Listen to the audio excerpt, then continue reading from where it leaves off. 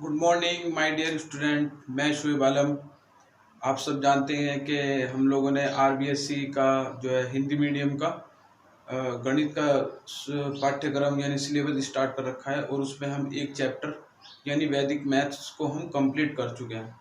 तो अगर कोई इस चैनल पर नया स्टूडेंट आया है तो या पुराने हो जिसने मेरी वो वीडियो ना देखी हो वैदिक मैथ्स की, वो मैंने पूरा चैप्टर आपको अच्छे से कराया है। बोर्ड में आपको उसमें 3 से 4 मार्क्स का अंक का मिल जाएगा। तो आज हम शुरू करने वाले हैं स्टूडेंट चैप्टर नंबर 2 जिसका नाम है वास्तविक संख्याएं। तो आप लोगों ने जो है 9th क्लास में एक चैप्टर पढ़ा होगा संख्या पद्धति। तो संख्या पद्धति जहाँ पर खत्म होती है उसके बाद ये शुरू होता है वास्तविक संख्याएं। तो पहले मैं आपको थोड़ा सा रिवाइज करा देता हूँ। कक्षा 9 में जो आपने पढ़ा था मैं उसके बारे में थोड़ा सा आपको बता देता हूँ। हो सकता हो आपको उसके बारे में पता हो, लेकिन फिर भी मैं आपको जो है एक बार बता देता हूँ कि आपको पता होगा। नंबर 1 क्या होता है? प्राकृतिक संख्याएं होती है। कौन होती है? प्राकृतिक संख्याएं। आप लोगों ने पढ़ा होगा ये 9th में प्राकृतिक संख्याएं, जिसको हम n से डिनोट करते हैं, कैपिटल N से। तो क्या प्राकृतिक संख्या वह संख्या होती है जो 1 से लेके अनंत तक शुरू जाती है, यानी जो 1 से शुरू होती है और ऐसे बढ़ते जाती है कहाँ तक? अनंत तक। यानी 1 2 3 4 5 ऐसे ये कहाँ तक जा रही है? अनंत तक, इनफाइनाइट तक, यानी बहुत दूर तक जा रही है। ये कहाँ तक जा रही है स्टूडेंट? ये बहुत दूर तक, चांद तक जा रही है। यानी कहाँ तक जा रही है? चांद तक जा रही है, बहुत दूर तक। हमें नहीं पता ये कहाँ तक कहाँ इनका एंड है, हमें ये पता है ये 1 से शुरू है। तो दूसरी होती है पूर्ण संख्याएं।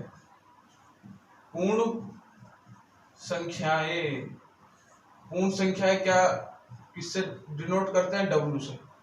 यदि हम प्राकृतिक संख्याओं को 1 से शुरू ना करके 0 से शुरू कर देते हैं तो वे सारी संख्याएं पूर्ण संख्याएं बन जाती है। जैसे 0 1 2 3 4 5 कहाँ तक जा रही है? अनंत तक। तो अगर हम प्राकृतिक संख्याओं को 1 से शुरू ना करके 0 से शुरू कर दें तो वही संख्याएं क्या बन जाती है? पूर्ण संख्याएं। तीसरी होती है सम संख्या। आप लोग जानते हैं ऐसे सम संख्याएं कौन होती है?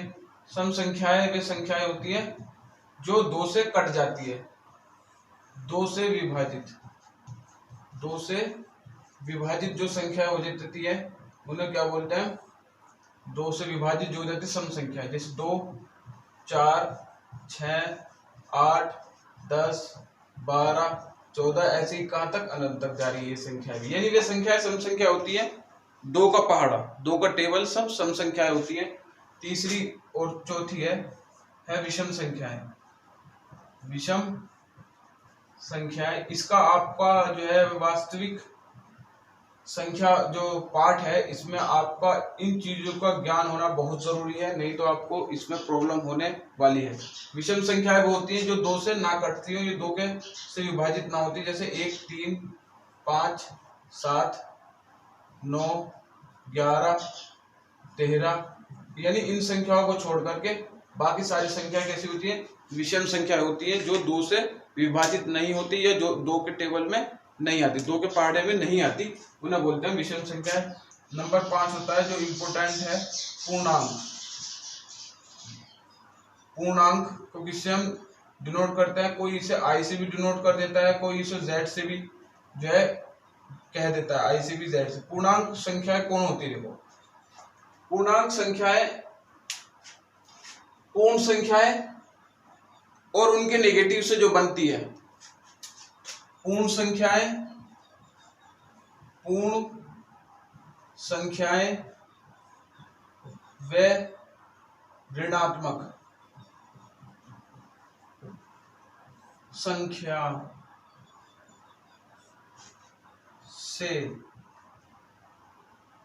बनती है। यानी ये सारी संख्याएं पूर्ण संख्याएं तो होती हैं इसमें, और इनके सारे ऋणात्मक मान, सारी ऋणात्मक संख्याएं भी इसके अंदर होती हैं, तो वो क्या बन जाता है? आपका पूर्णांक। जैसे 0 1 2 3 4 5 6 ऐसे कहां तक जा रहा है? अनंत तक। देखो ये सारी कैसी संख्या है? पूर्णांक है। और इधर ये संख्या किधर किया जाए? माइनस किया जाए। इधर ही ये संख्या किस किया जाए? माइनस किया जाए तो ये क्या कहलाता है, ऋणात्मक संख्याएं। तो ये तो क्या है, ये तो है धनात्मक संख्याएं, धनात्मक संख्याएं। और ये आपकी इधर वाली कैसी है, जीरो से इधर वाली है ऋणात्मक संख्याएं, ऋणात्मक संख्याएं। बात आती है जीरो की, जीरो जो है यानी शून्य, ना तो ऋणात्मक होता है, ना तो ऋणात्मक, और ना ही धनात्मक माना जाता है, और ना ही धनात्मक होता है। तो ये सारी संख्याएं मिलके जो होती है ये बनाती है पूर्णांक i या z। यानी ये संख्याएं सारी इधर वाली तो जीरो के इधर की धनात्मक होती है और जीरो के इधर की ऋणात्मक संख्या होती है। जीरो को हमेशा ध्यान रखना है, तो जीरो ना तो धनात्मक होता ना ही ऋणात्मक। तो ये सारी संख्याएं क्या क्या कहलाती है, पूर्णांक, पूर्णांक। तो सारी पूर्ण संख्याएं और उन्हीं संख्याओं का ऋणात्मक, उन्हीं संख्याओं का ऋणात्मक। तो इधर तो संख्याएं बढ़ती जाती हैं और इधर संख्याएं घटती जाती हैं, हमेशा ध्यान रखना। माइनस पे संख्या अगर इधर बढ़ रही है तो इसका मतलब वो घट रही है। तो ये -6 और -1 में कौन बड़ा होगा, -1।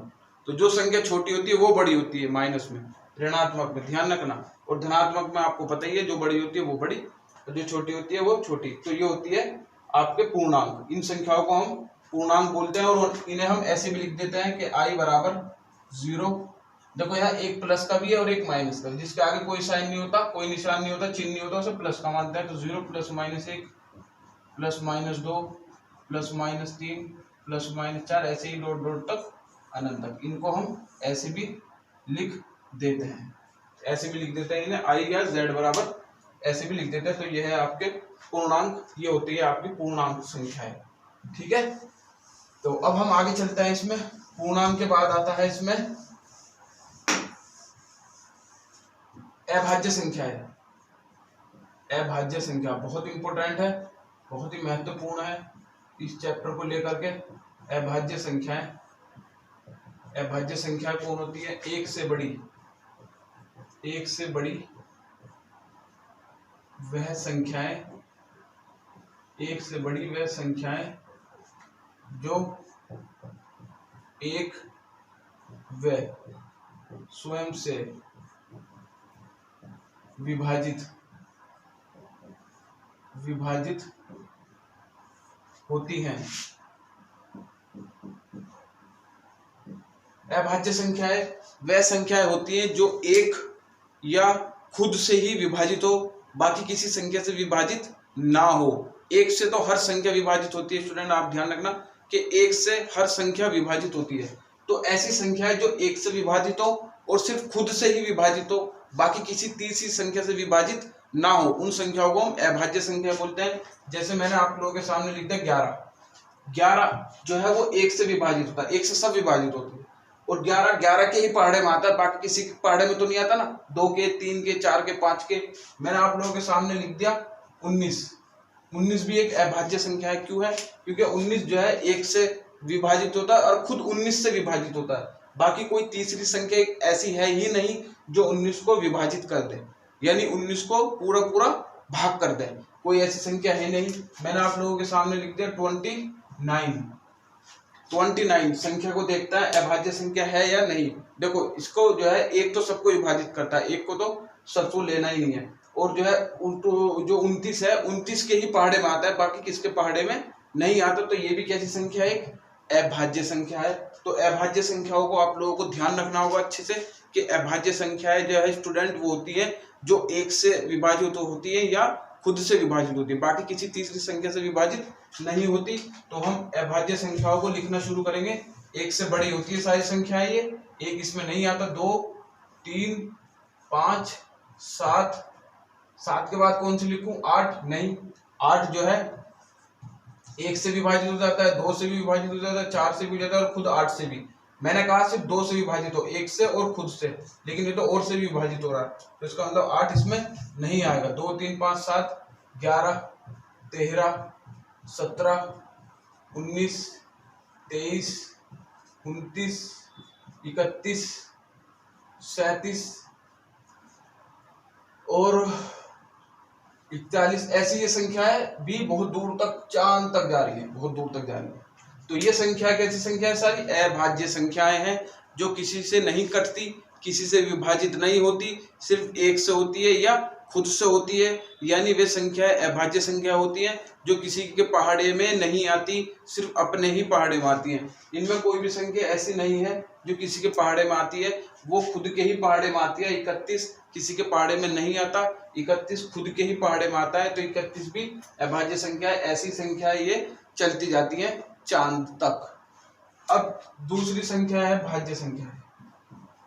भाज्य संख्याएं, भाज्य संख्याएं एक से बड़ी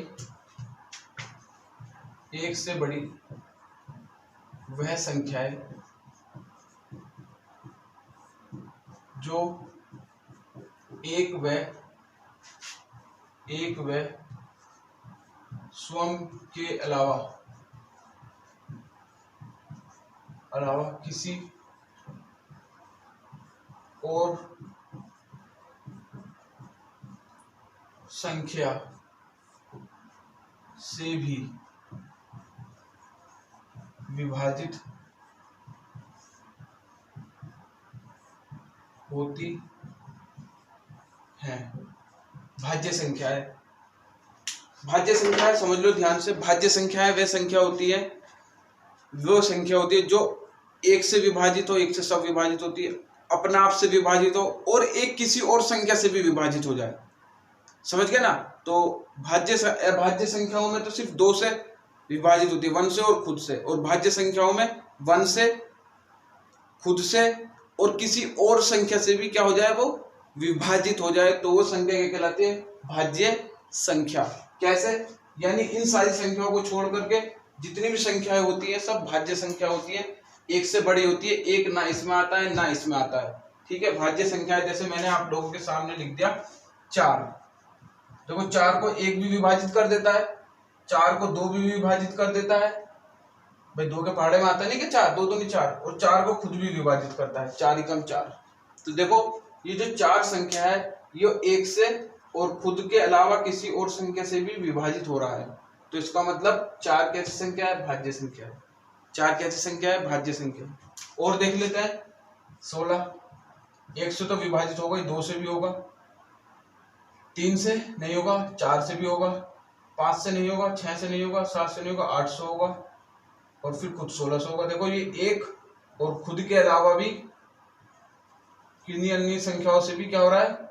विभाजित हो रहा है अपने आप, और एक को छोड़ करके अन्य संख्याओं से भी 16 विभाजित हो रहा है, यानी इनके पहाड़े में भी 16 आ रहा है। तो इसका मतलब 16 कैसी संख्या है? भाज्य संख्या। तो अभाज्य संख्या और भाज्य संख्या में हमेशा फर्क याद रखना। अभाज्य संख्या वो होती है जो एक और खुद से विभाजित होती है, अभाज्य एक और खुद से विभाजित होती है, भाज्य एक खुद से भी विभाजित होती है, एक से भी विभाजित होती है और किसी और अन्य संख्या से भी विभाजित हो जाती हैं, तो उन्हें क्या बोलते हैं? हम भाज्य संख्याएं। अब हम भाज्य संख्याएं लिखेंगे, यानी इन सारी संख्याओं को छोड़ करके सब संख्या भाज्य होती है। 1 ना इसमें आता ना इसमें आता, तो ये संख्या आती है एक, हाँ ये इसमें 1 आता है, भाज्य संख्या में 1 आता है, 1 3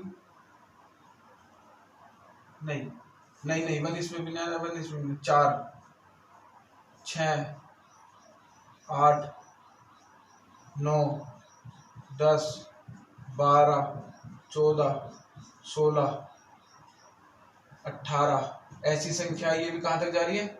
बहुत दूर तक, चांद तक जा रही है। ये संख्याएं बढ़ती हुई जा रही है, तो ये कैसी संख्या है? सारी भाज्य संख्याएं हैं। भाज्य संख्याएं वो होती है जो एक से भी होती है विभाजित, खुद से भी विभाजित होती है, बाकी और किसी और भी संख्या से विभाजित होती है। वो संख्या एक भी हो सकती है, 2 भी, 3 से भी ज्यादा विभाजित हो सकती है।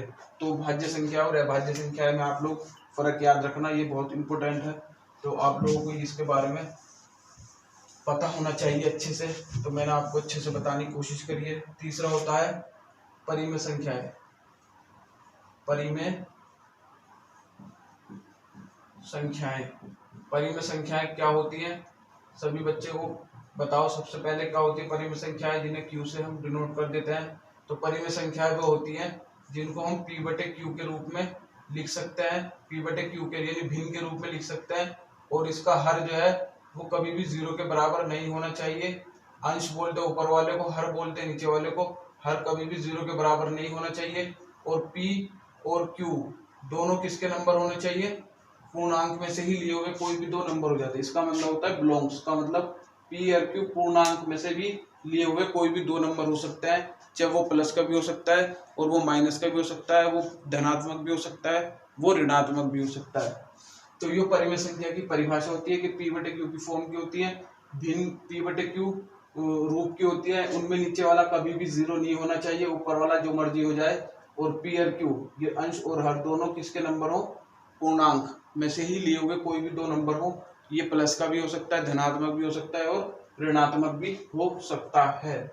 तो ये बोलते हैं हम परिमेय संख्याएं। जैसे मैंने आप लोगों के सामने लिख दिया 2/3 परिमेय संख्या है, बिल्कुल 2/3 ये इस रूप की है।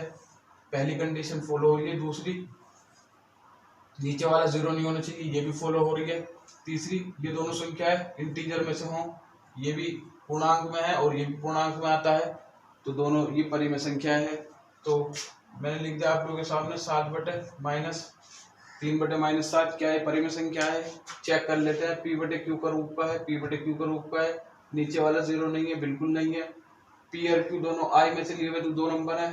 3 भी I में आता है, पूर्णांक में आता है। और -7 भी I में आता है, बिल्कुल पूर्णांक है, बिल्कुल परिमेय संख्या है। क्या मैंने आपके सामने लिख दिया 9 क्या परिमेय संख्या है। चेक करते हैं। इसके नीचे कुछ नहीं, क्या मान लेंगे, 1 मान लेंगे।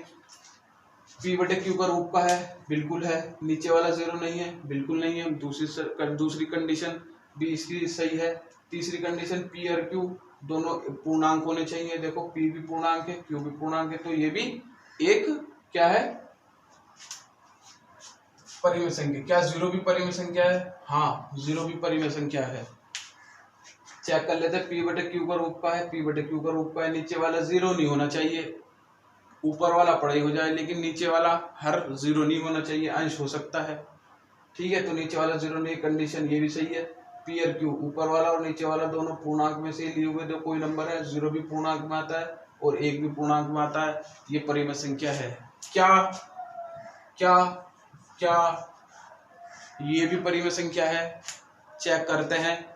P बटे Q का रूप का है, P बटे Q का रूप का है। नीचे वाला 0 नहीं होना चाहिए, लेकिन नीचे वाला तो 0 आ गया, तो ये परिमेय संख्या नहीं है। तो फिर ये क्या है, ये हमें नहीं पता क्या है। आप लोग ध्यान रखना कि नीचे वाला 0 नहीं होना चाहिए, तो ये नीचे वाला 0 हो रहा है, तो ये परिमेय संख्या है। और ध्यान रखना, यदि 0 किसी भी संख्या को भाग देता है तो हमेशा आता है ये अपरिभाषित। अगर ऊपर 0 आ जाता है, नीचे कोई भी संख्या हो, कोई भी संख्या, प्लस की माइनस की कोई भी संख्या, माइनस का 9, तो आंसर हमेशा 0 आता है। यदि 0 अंश में आता है तो आंसर 0 आता है। यदि 0 हर में आ जाता है तो क्या आ जाता है, ये क्या है हमें नहीं पता। ये एक बहुत बड़ा नंबर है, अपरिभाषित, इन्फिनिटी बोलते हैं जिसे। तो ठीक है, परिमेय संख्याओं की बात हम कर चुके। अब हम करते हैं अपरिमेय संख्याओं की बात। अपरिमेय संख्याएं, अपरिमेय संख्याएं। अपरिमेय संख्याएं कौन होती हैं?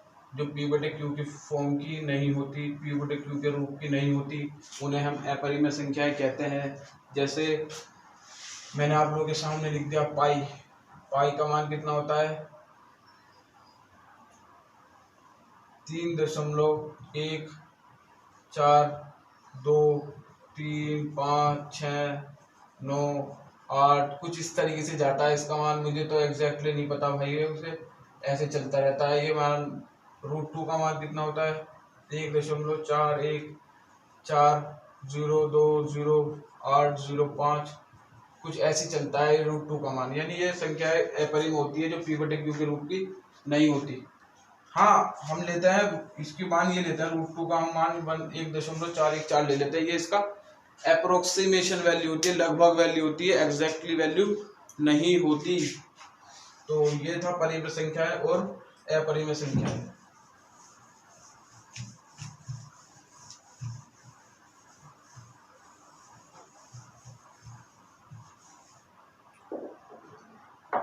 तो इतना आप लोग ध्यान रखना कि परिमेय संख्या, ये सारी संख्याओं, नंबर सिस्टम यानी संख्या पद्धति के बारे में मैंने आप लोगों को बताया है आज।